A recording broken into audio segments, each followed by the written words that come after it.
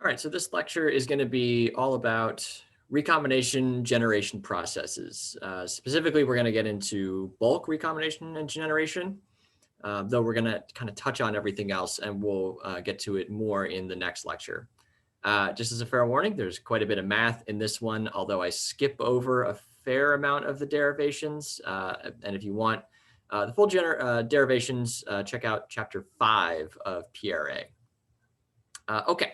So we sort of talked about the behavior of semiconductors under illumination, like in aggregate, when we looked at these IV curves. So we did a little bit of derivation. We looked at some of these charge transfer processes, but we really only looked at one charge transfer process, which is the one at the surface that is actually going to be causing our photocurrent and our dark saturation current or our dark current if we have a reverse bias.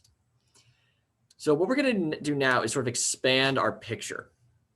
We are going to look microscopically at what's going on. And there are a bunch of different processes that happen in a semiconductor that could affect its behavior. So we're going to look at each, and we're going to derive kinetics for each of them. And then we're going to use these to understand more concretely how these things work. Okay, so there's 5 main mechanisms which are considered here. The first one is thermionic emission. So this one is the main source of your dark current. This is a majority carrier process. It is the current that happens when the electrons just go over this barrier here. So let's pick a nice color. Yeah, so this is the current that happens when the electrons, which are in the conduction band, have enough thermal energy to overcome that barrier in potential energy and actually make it out into the solution. So that's a majority carrier process. It's majority carrier current. And also, again, where your dark current is going to be coming from. There's also tunneling. We're not going to talk too much about tunneling because generally your depletion widths are going to be big enough that tunneling doesn't really happen, but it can. And there are situations in which the electron doesn't have enough thermal energy in order to overcome this potential energy barrier, but it still gets through anyway by tunneling through that barrier. So that's another majority carrier process, typically not super important for the systems that we look at, but it does happen. All right, number 3 is now our first minority carrier process. This is bulk recombination. So this is when you annihilate an electron in a hole somewhere in the bulk or in that quasi-neutral region. So what happens here is that we have a hole that exists somewhere over here that was maybe photo-generated that's going to travel. And remember, this is actually a barrier to a hole because it's going down. Remember, electrons sink, holes float. But then we have an electron from somewhere in the bulk that's just sort of hanging out. And then we have this thing here, which it looks a lot like a Fermi level.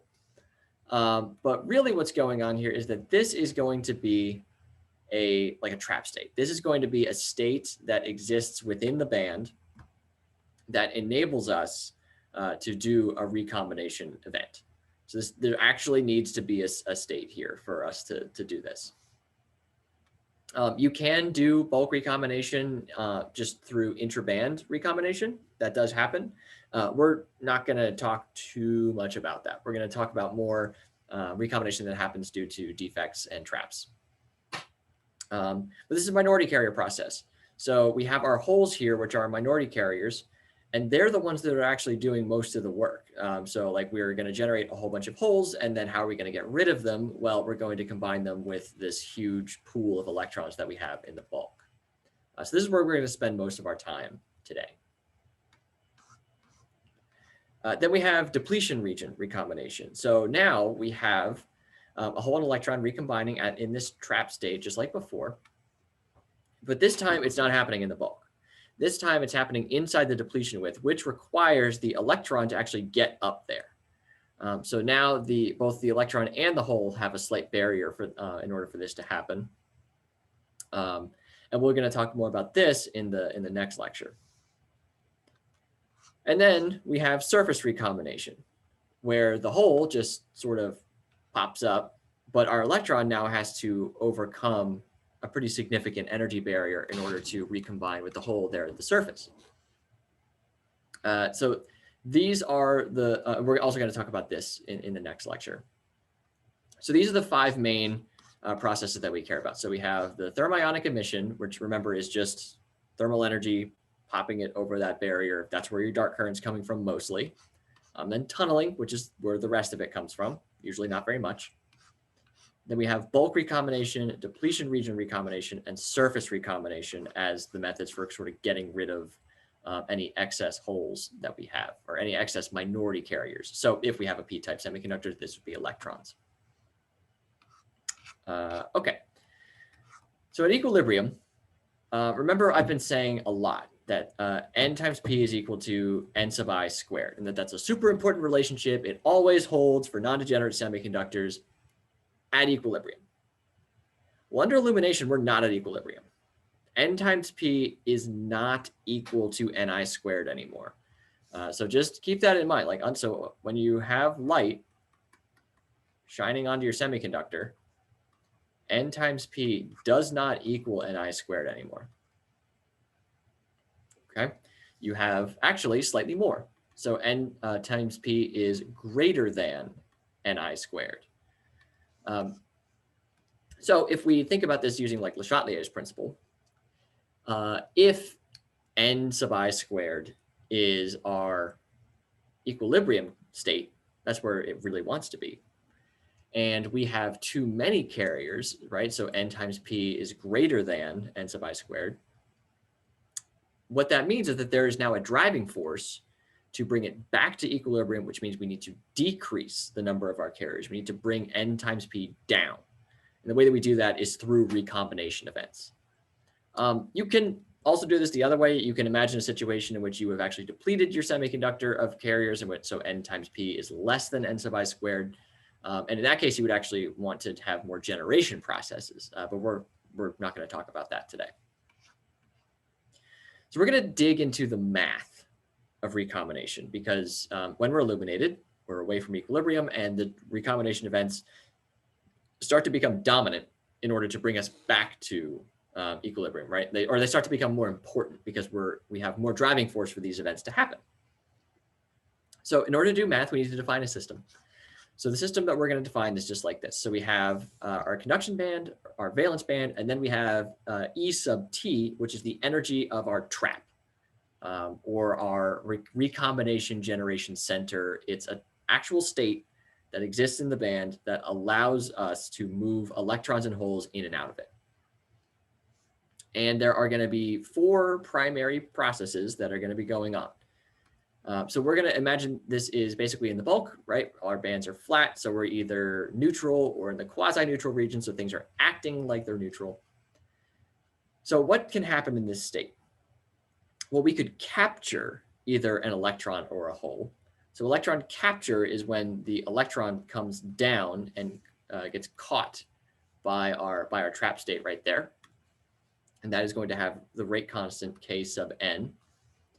We could also capture a hole.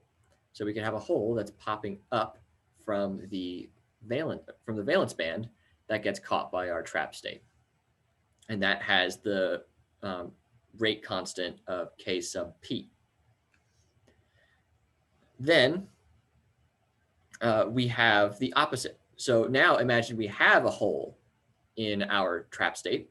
We can emit it. We can get rid of it by putting it back into the valence band, and that's going to be K sub p prime, or just Kp prime.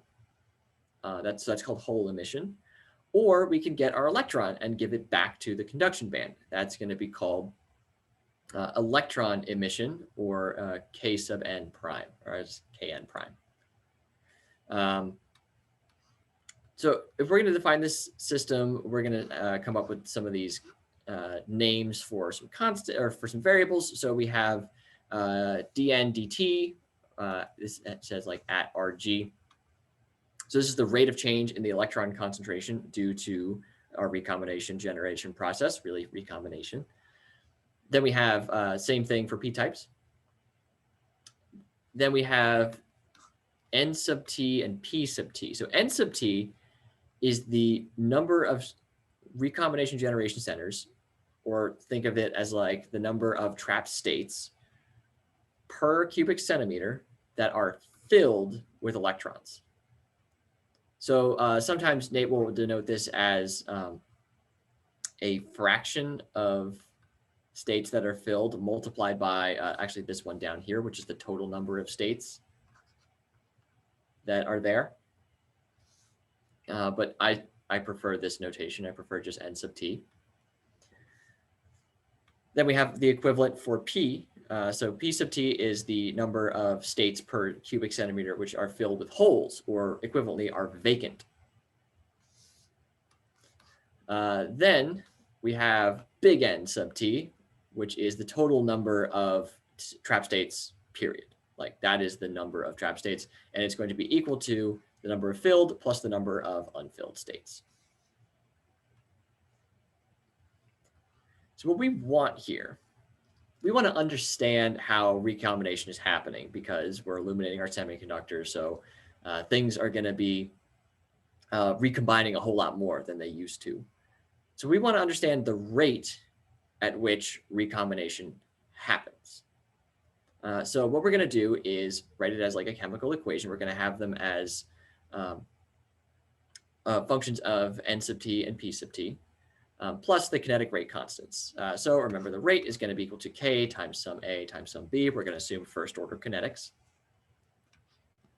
And recall, so this is the total rate of change for the concentration of electrons over time. So this is the rate of change due to both capture and emission, any recombination generation process. So it is equal to the rate of change of the electron concentration due to capture plus the rate of change of electron concentration due to emission. So I'm going to have these subscripts of C and E. So C is capture, which recall is when you add it to the trap state, and E is emission, which is when you remove it from that trap state. All right. So and then we have the analogous equation for p-types.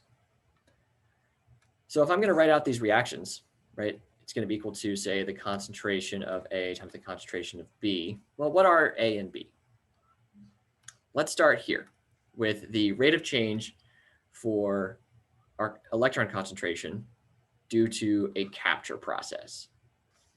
So what actually has to happen for the electron to get captured? Well, we have this rate constant here, which is going to help us out. And notice there's a minus sign because of the rate of change versus like capture. We're eventually going to flip it back. Just make sure you note that minus sign there.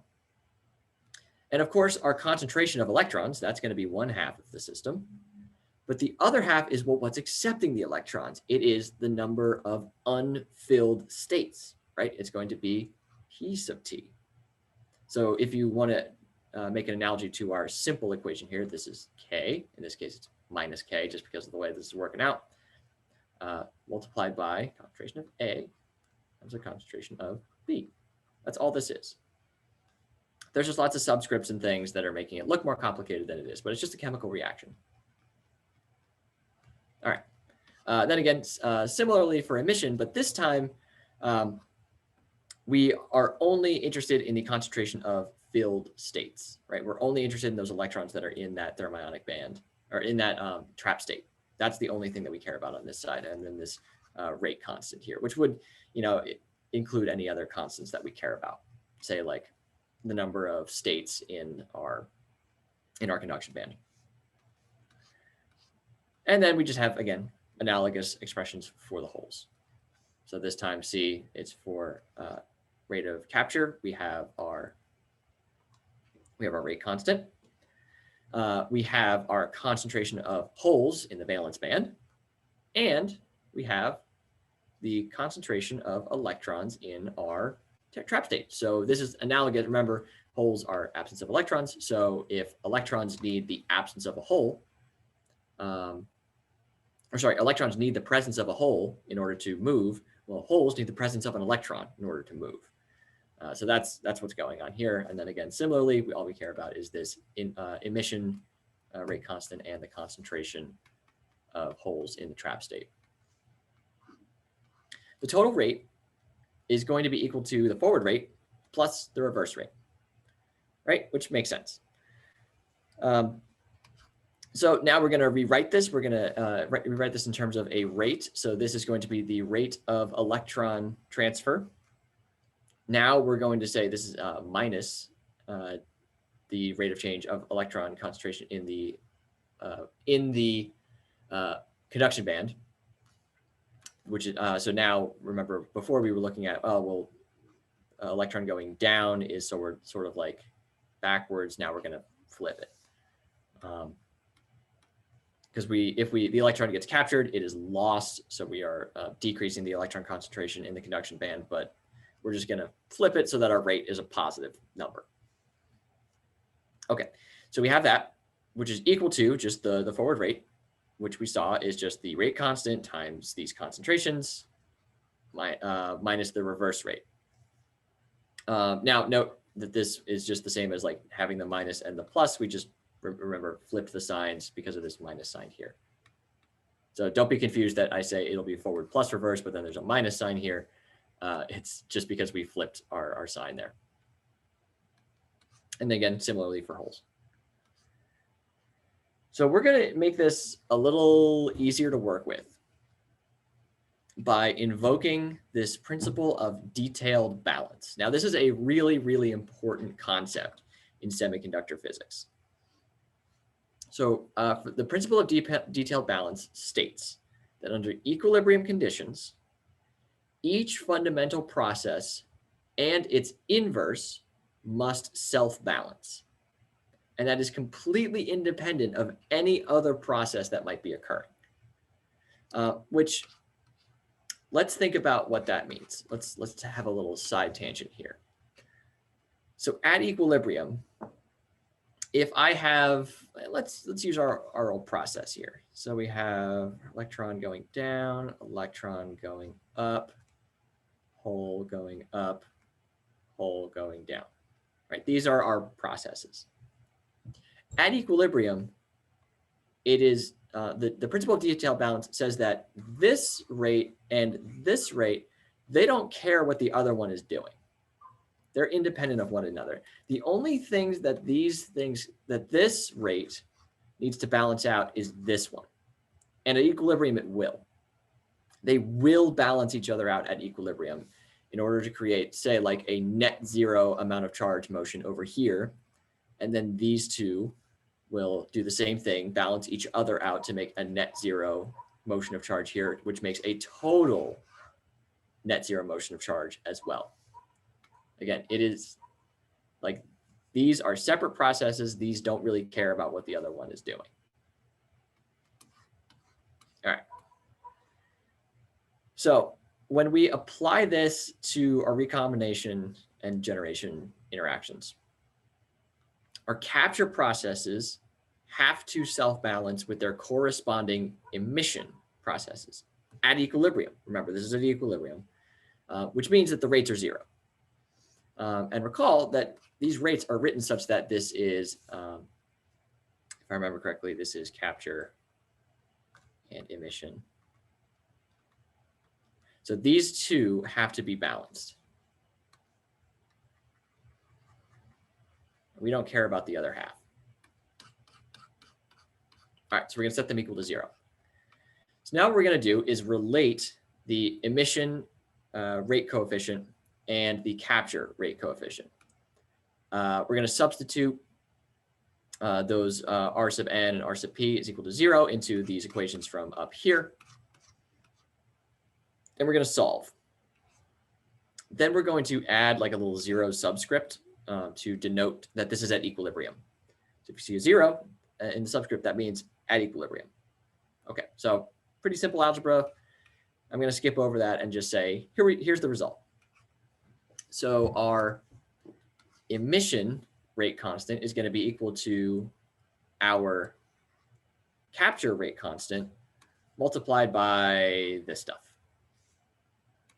And similarly for holes. Again, emission, capture, other stuff. All right, and those are all constants. Note that they're all at equilibrium, so these are all constants that we could measure. So now what we're going to do is define new constants, n sub 1 and p sub 1, to simplify these expressions. So remember, these are all constants over here. So n sub 1 is going to be equal to the concentration of empty states in the trap states multiplied by the number of states, the number of electrons at equilibrium, and divided by the filled number of trap states at equilibrium. And then holes, again, you just flip n's and p's. So therefore, we can simplify this down a little bit to say that our emission rate constant is equal to our capture rate constant multiplied by this constant n sub 1 or p sub 1, depending on which system you're using. All right. So now we have a way to express the rate of recombination under equilibrium. So we have a way to express the rate. We have a way to express these rate constants. And we've only looked at under equilibrium conditions. So now what we're going to do is look at non-equilibrium conditions.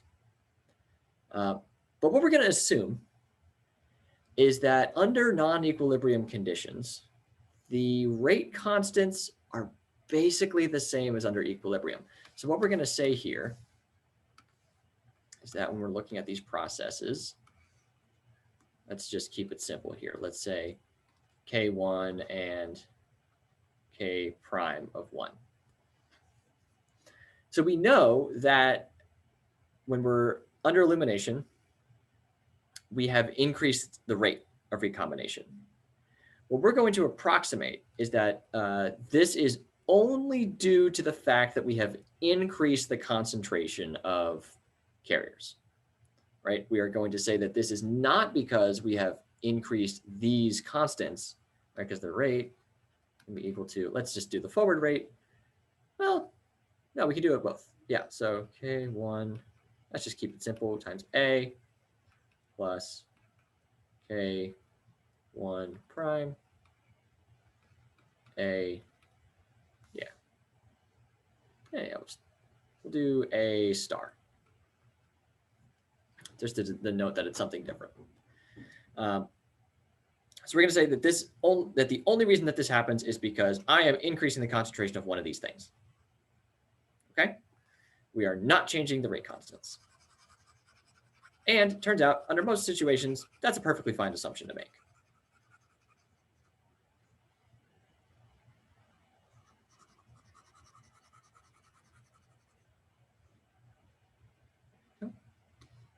All right.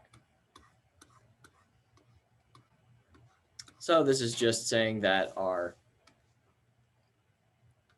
emission rate constant under non-equilibrium conditions is approximately equal to it under equilibrium, which is equal to that emission or that capture coefficient times n sub 1, which is approximately equal to the capture coefficient times n sub 1 not at equilibrium.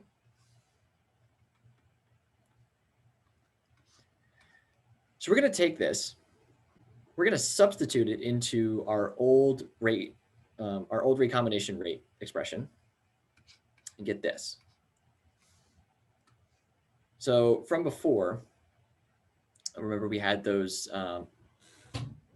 forward and reverse. Yeah, we had those capture coefficients.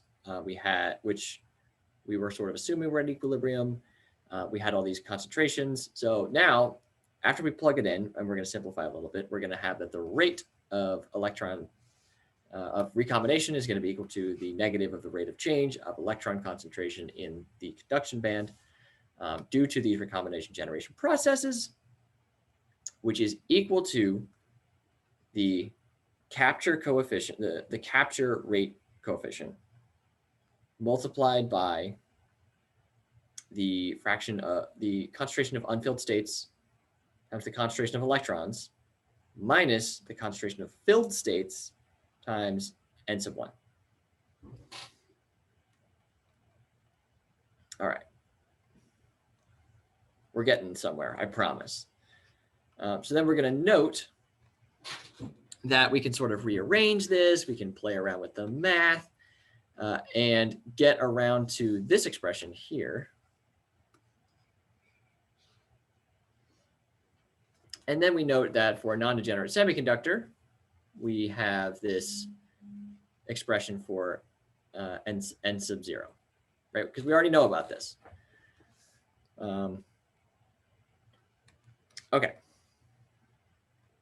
So it turns out we can actually compute what n sub 1 or p sub 1 is. Those are constants that we can actually compute, assuming we have some knowledge about our system. We need to know the degeneracy factor, which you probably don't remember, but just in case you don't, you might remember that when we were looking at some of these equilibrium carrier statistics, we had to look at like G sub A and like G sub D. And these were like the degeneracy factors of say like acceptors or donors. And we said like one of them is equal to 4 and one of them is equal to 6 and all this kind of stuff. So that's just, we're bringing this concept back. These are values that are tabulated. We can figure these out just from looking through the literature.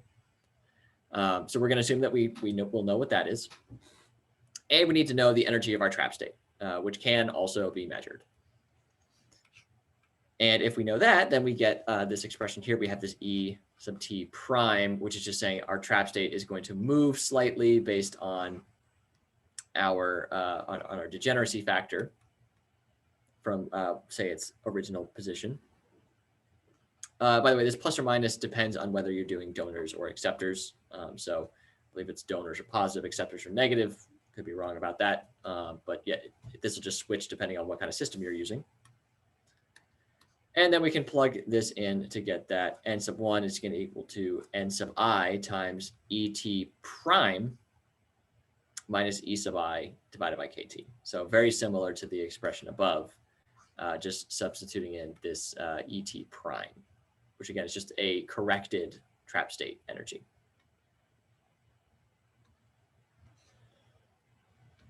All right.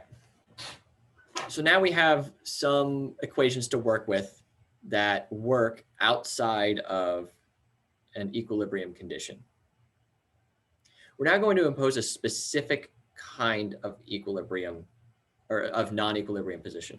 We're going to adopt steady state. So steady state is non-equilibrium. So things are moving around.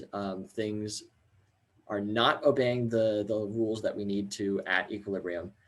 But the rate of change is like the rates are going to be constant, right? So it's changing, or it's not at equilibrium, but it's not at equilibrium in a stable state. So whatever it's doing, it's just going to keep doing that. So how is this happening?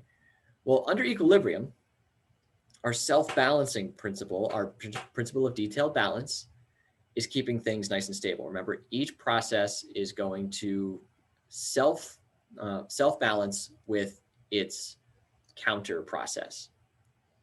But in steady state, we can get those to be lopsided. So we can get that one process overwhelms its counter process. Let's just say like we're generating a whole bunch more holes. So hole capture is now much, much faster than hole emission, as an example. However, now what we're going to do is we are going to allow independent processes to cancel each other out. So to give you an idea, we have a graph here. So at equilibrium, we have all these different processes. We have, say, like the electrons going in and out of solution over here. We have electron trapping and emission. We have hole trapping and emission. And then we have holes coming in and out of the bulk. Well, at equilibrium, these two balance each other out, as well as these two and these two and these two. So if you look at the whole system, you look at the whole thing together, you get a net rate of 0. That's equilibrium. But not only that, if you were to look at each part of this, if you were to look at like just over here, that you're going to get a net rate of 0. This is not true at steady state. So at steady state, we have a whole bunch of different processes, And I think the one that's easiest to look at is saying like, okay, we're taking in a whole bunch of holes now at the interface. And we are balanced out not by the emission of holes, but by the addition of electrons from the bulk. So these are two independent processes that end up canceling each other out. But if you were to say like just carve out this part of our system, that part is not balanced, right? We are at a non-equilibrium state.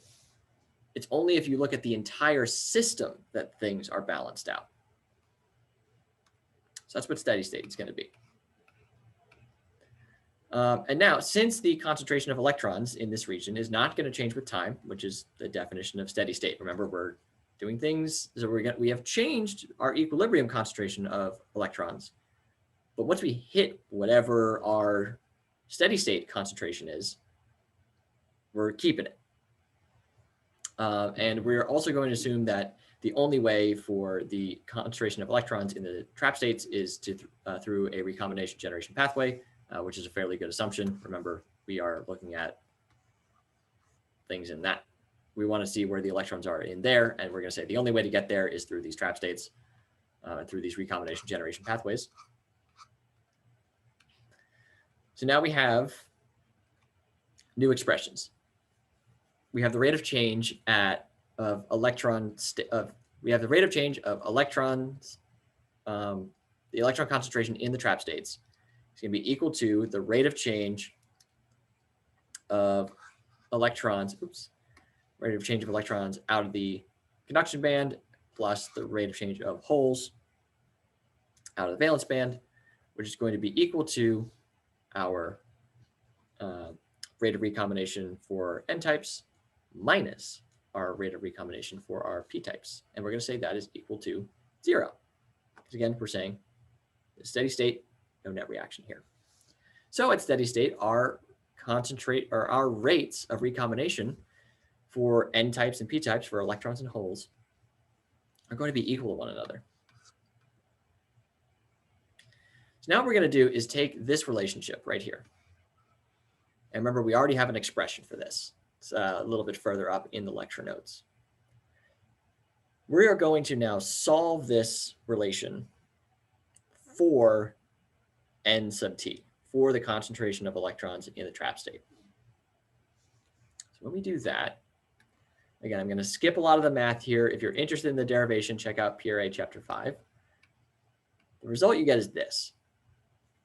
So you get that the concentration of electrons in the trap state is going to be equal to the forward rate constant, or the capture rate constant, times the number of trap states times the concentration of electrons plus the whole capture constant times the number of states times P1. Actually, let me double check that is, I think that's right. Yeah, that should be right. And then we have our denominator where we have, again, only our capture rate constants multiplied by these little expressions here, n plus n sub 1 and p plus p sub 1. We're now going to rearrange a little bit, and we're going to arrive at a new expression for the total steady state recombination rate, which we're going to call U.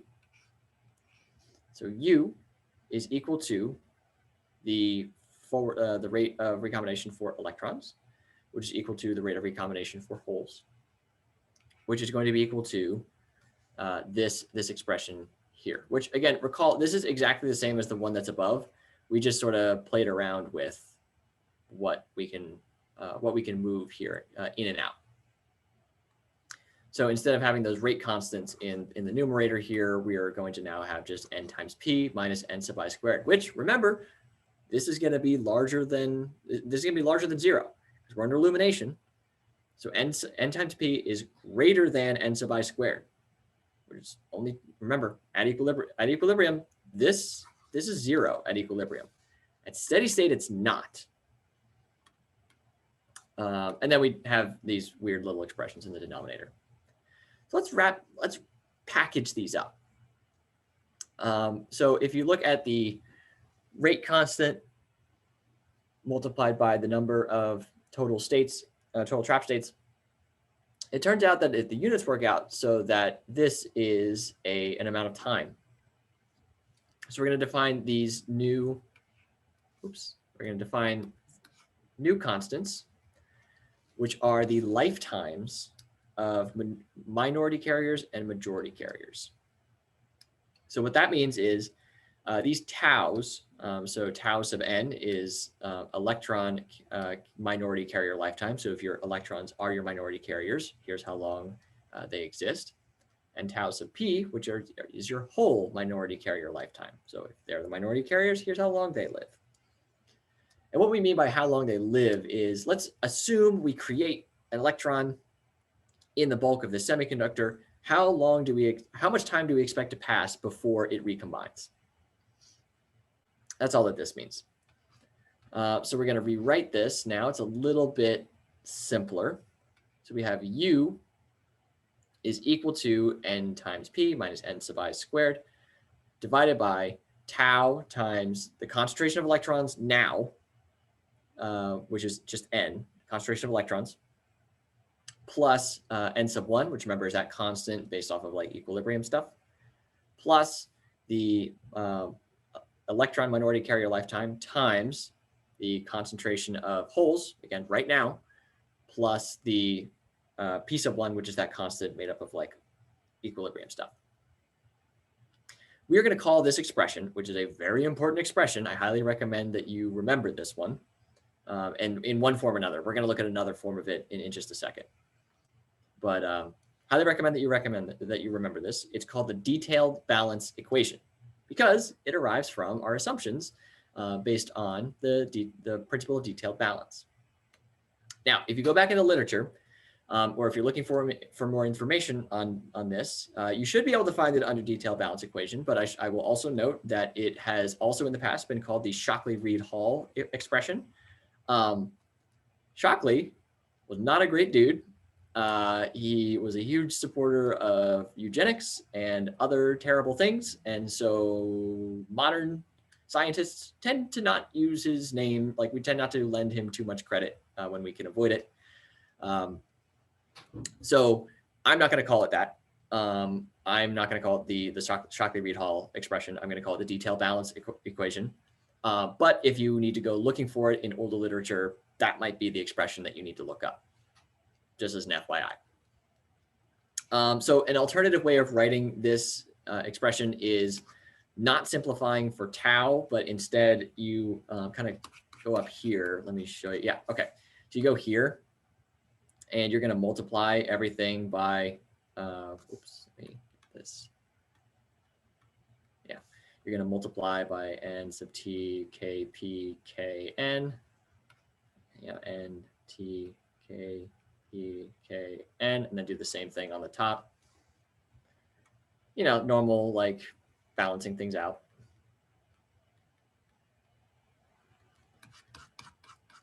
And if you do that, you end up with this expression, which is, I think, the version that Nate tends to prefer. So I think this is going to be the one that might pop up on like problem sets and things. Both of them are equivalent. Again, we're not changing anything. They are the exact same expression, just written differently. So in this case, we're going to have the rate of recombination in the bulk. So U sub bulk is going to be equal to n sub t times all this stuff. It's basically the same as you saw before. Just note which thing is where. And we now have these new little subscripts, which just means, so this is the concentration of electrons in the bulk, which is the same as what we've been saying. We're just now being much more explicit that this is electrons in the bulk, but it's the same as before. It's just the number of electrons that exist right now. So again, either expression works fine. They're the same. We're going to do another simplification. Probably getting sick of it by now. So one of these common assumptions that we find in the literature is the low level injection approximation. So in this state, kind of like what we talked about with our solar cell illumination, the change in charge carrier concentration is low compared to the concentration of majority carriers at equilibrium. So what we're saying is we're generating a whole bunch of new carriers, but it's not enough to change the majority carrier behavior. So mathematically, if we were to describe this, we have the change in electron concentration, which is going to be defined as this. So the electron concentration now versus that at equilibrium. And remember, this is going to be in the bulk. Same thing for holes. And we're going to say that for an n-type, both the change in concentration of electrons in holes is going to be much, much smaller than the equilibrium concentration of electrons because we're an n-type. So that is our majority carrier. And then similarly for a p-type semiconductor, it's much, much less than the concentration of holes at equilibrium. So what we're going to do is substitute in these expressions here, or rather, so just rearranging this into our detailed balance equation. And things are going to get a little messy for a second, and then it's going to get really simple. So here's what it looks like to start with. So all we did was we took N and P and we subbed in these expressions here.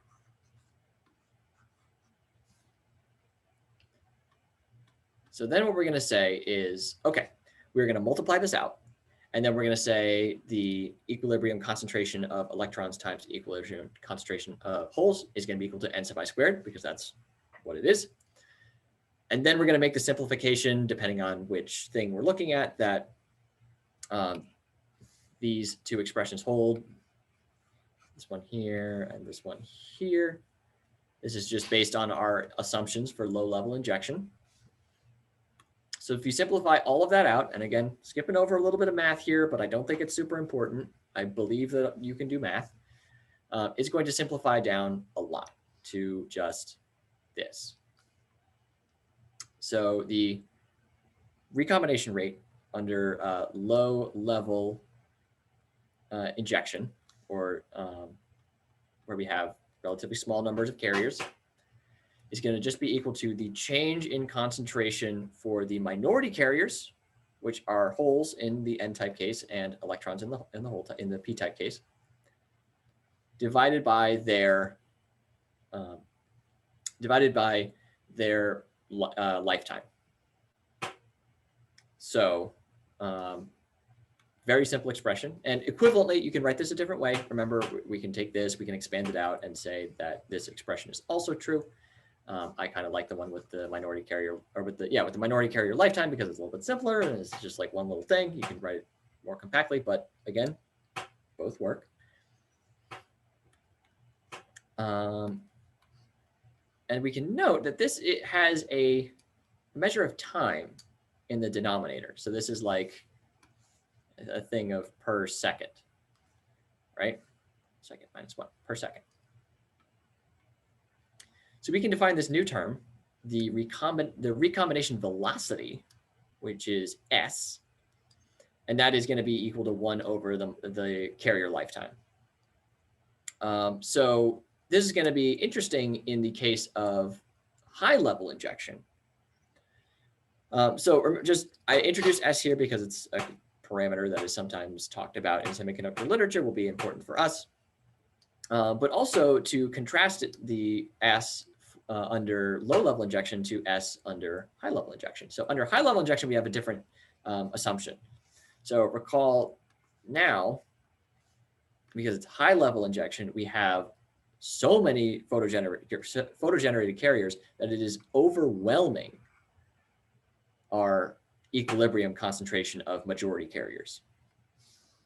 So we're going to do all of this math again, but I'm going to skip the derivation. We're going to skip all that, and we're just going to go right to the result, which is that the rate of recombination under high-level injection, HLI, is going to be equal to this expression here. So the total number of trap states multiplied by the capture coefficient for electrons times the capture coefficient for holes, divided by those two added together, and then multiplied by our minority carrier, the change in our minority carrier concentration. And of course, similar thing for holes. And then we're going to see that S is slightly different now. S is now equal to 1 over tau of n plus tau of p. And if we assume that the rate of electron capture is approximately equal to the rate of hole capture, which it usually is, we can find, oops, let's make sure. Yeah, that's going to be 2, excuse me, 2SHL. So what we find is that the velocity of the electron transfer under, or the recombination velocity under high level injection is going to be half of what it is under low level injection. So that's kind of a neat little thing that falls out of this. Okay, so at this point, we have sort of looked at a whole bunch of math that where the key takeaway is our detailed balance equation. So I'm just going to bring that right back up here. So remember, you can either write it like this, or you can write it like this. The detailed balance equation is going to define your recombination rate in the bulk. And then there are some simplifications you can do depending on what sort of conditions you're under. But that's going to be your fundamental rate. The next time we look at all this stuff, we're going to be looking at recombination in areas that are not bulk. So now we're going to have impacts from things like electric fields and potentials and all that fun stuff. So that'll be next time, but I'll see you in the next lecture.